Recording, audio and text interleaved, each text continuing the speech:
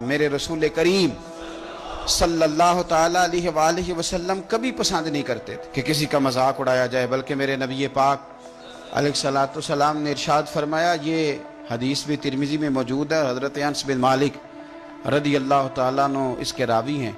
रसूल करीम अलैहिस्सलाम ने फरमाया, कितने ही ऐसे लोग हैं जिनके बाल बिखरे हुए होते हैं और उनके बाल गुबार आलूद होते हैं, मिट्टी पड़ी होती है, गर्द पड़ी होती है, और फरमाया उनके पास सिर्फ पुरानी 2 चादरें होती हैं, कोई महंगा लिबास भी नहीं होता, और अगर वो किसी से पनाह मांगे तो कोई उन्हें पनाह भी नहीं देता। ये तो उनकी ज़ाहिरी हालत है। और मेरे रसूल पाक फरमाते हैं, अगर वो अपने रब पर कसम उठा ले तो अल्लाह उनकी कसम भी पूरी फरमा देता है।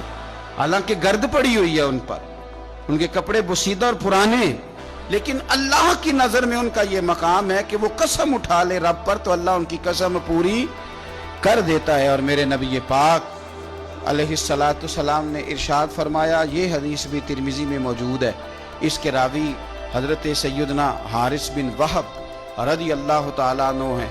नबी पाक अलैहिस्सलाम ने फरमाया, क्या मैं तुम्हें जन्नती लोगों के बारे में ना बताऊं? अंदाज देखिए गुफ्तगू का, क्या तुम्हें जन्नती लोगों के बारे में न बताऊं?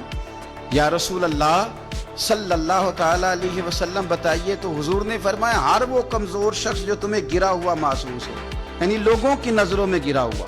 फरमाया, हर वो कमजोर शख्स जो बज़ाहिर लोगों की नजर में तुम्हें छोटा लगे, वो जन्नती है। फरमाया, लोग उसे छोटा समझ रहे हैं, पर अगर वो कसम उठा लेगा तो रब उसकी कसम को भी पूरा फरमा देगा। गुबार आलूद समझकर हिकारत से न देख इनको, इन्हीं की ठोकरों से सल्तनत बनती और बिगड़ती।